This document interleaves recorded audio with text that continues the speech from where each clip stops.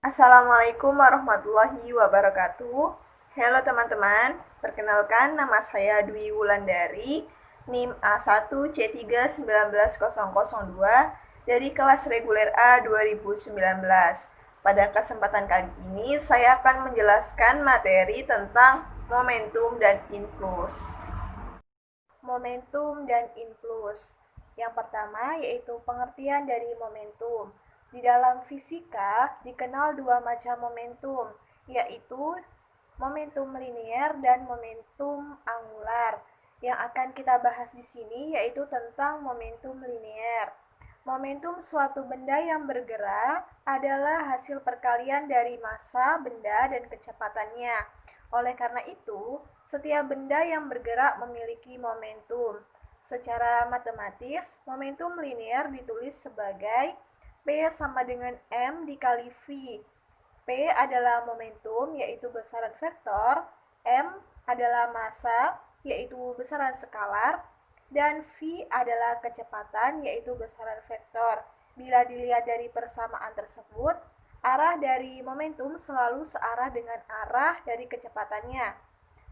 Menurut sistem internasional, satuan momentum sama dengan satuan massa dikali satuan kecepatan, sehingga didapatkanlah kilogram dikali meter per sekon.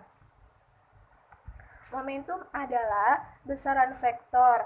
Oleh karena itu, jika ada beberapa vektor, momentum dijumlahkan harus dijumlahkan secara vektor.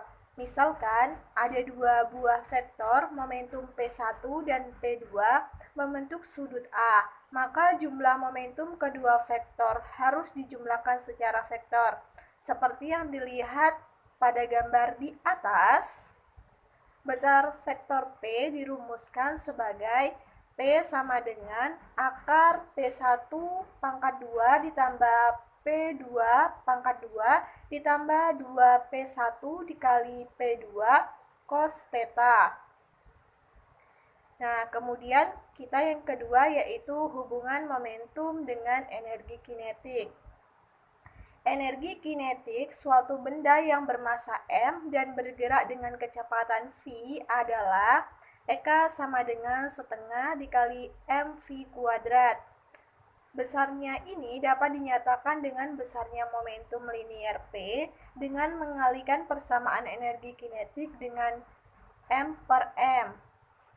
Sehingga EK sama dengan setengah dikali mv kuadrat sama dengan setengah dikali mv kuadrat dikali M per M sama dengan setengah dikali M kuadrat dikali V kuadrat per M sama dengan setengah dikali P kuadrat per M.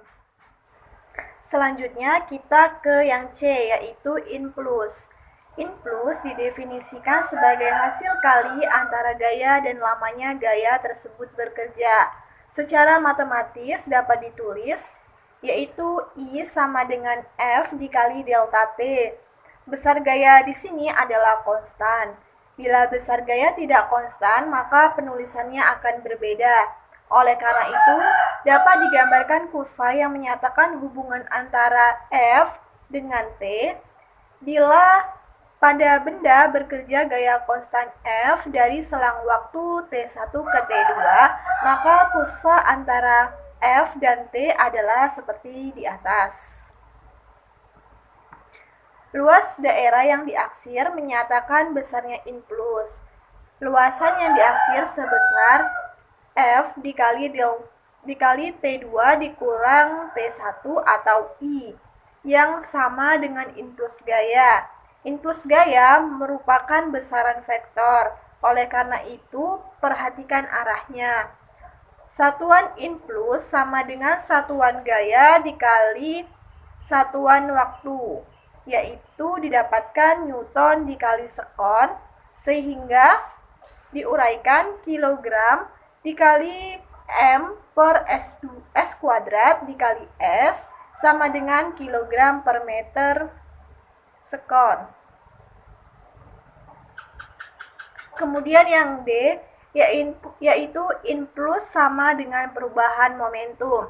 Sebuah benda bermasa M mula-mula bergerak dengan kecepatan v1 dan kemudian pada benda bekerja gaya sebesar F searah kecepatan awal selama delta T.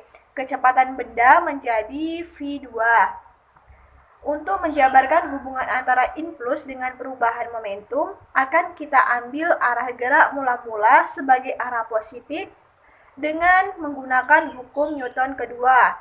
Sehingga F sama dengan M dikali A sama dengan M dikali V2 dikurang V1 dikali delta T menjadi F dikali delta T sama dengan M dikali V2 dikurang M dikali V1.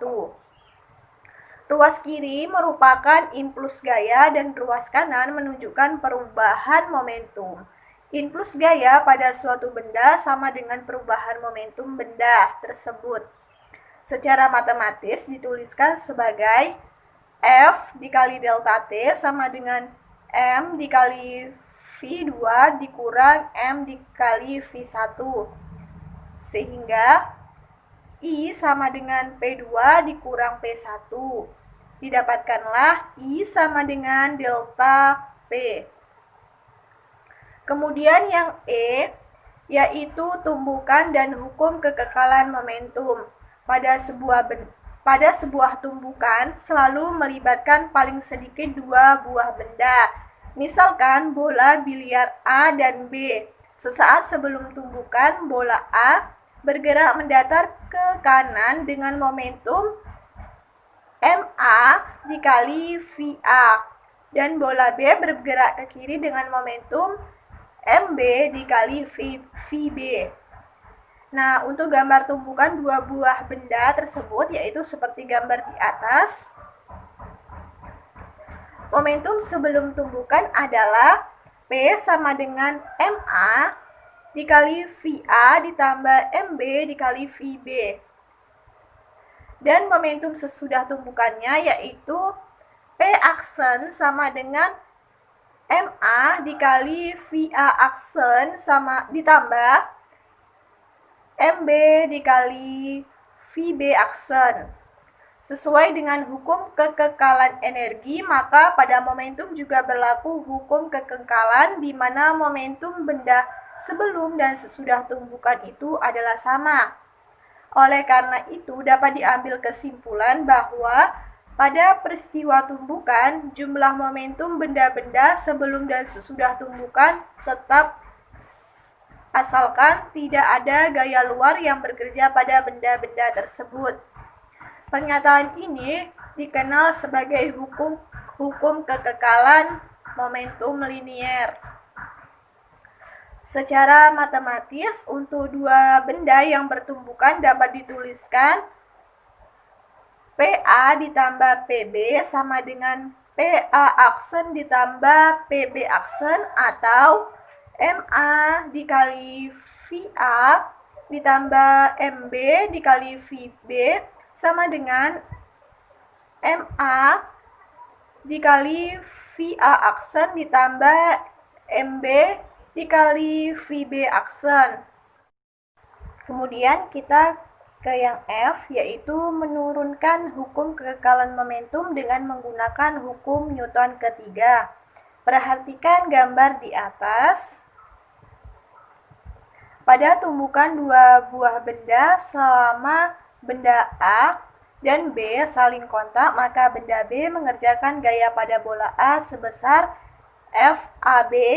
Sebagai reaksi, bola A mengerjakan gaya pada bola B sebesar FBA.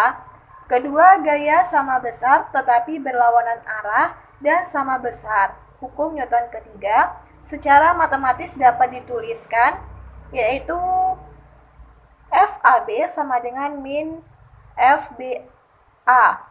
Kedua gaya ini terjadi dalam waktu yang cukup singkat yaitu delta T bila kedua ruas dikali dengan delta T akan diperoleh FAB dikali delta T sama dengan min FBA dikali delta T. Ruas kiri dan kanan merupakan besaran impuls gaya. IB sama dengan min IA, yaitu delta PB sama dengan min delta PA, yaitu kemudian PB aksen dikurang PB sama dengan min PA aksen dikurang PA. Kita uraikan, PB dikali VB aksen ditambah MB dikali VB sama dengan MA dikali VA aksen ditambah MA dikali VA. Selanjutnya diuraikan kembali, MA dikali VA ditambah MB dikali VB sama dengan MA dikali VA aksen ditambah MB dikali VB aksen, yaitu didapatkan PA ditambah PB sama dengan PA aksen ditambah PB aksen. Jumlah momentum benda-benda sebelum dan sesudah tumpukan sama. Pernyataan ini dikenal sebagai hukum kekekalan momentum linier. Kemudian kita ke contoh soal. Sebuah bola pingpong bermasa 0,1 kg dipukul hingga melejit dengan kecepatan 50 meter per sekon meninggalkan pemukulnya. Jika perbedaan waktu kontak antara pemukul dengan bola 0,002 sekon, berapa gaya rata-rata yang dikerjakan pada pemukul? Kemudian kita selesaikan, diketahui M sama dengan 0,1 kg, V1 sama dengan 0, V2 sama dengan 50 meter per sekon, dan delta T sama dengan 0,002 sekon. Ditanya F, kemudian kita jawab, gaya rata-rata yang dikerjakan pemukul adalah dengan rumus I sama dengan F dikali delta T sama dengan P2 dikurang P1. F dikali delta T sama dengan M dikali V2 dikurang M dikali V1. F sama dengan M dikali V2 kurang V1 per delta T sama dengan 0,1 dikali 50 dikurang 0 dibagi 0,002 sama dengan 2500 Newton. Sekian penjelasan dari saya. Adapun materi momentum dan impuls yang belum saya pahami yaitu konsep materi, yaitu center mass dan cm for human. Sekian dari saya, kurang lebihnya saya mohon maaf.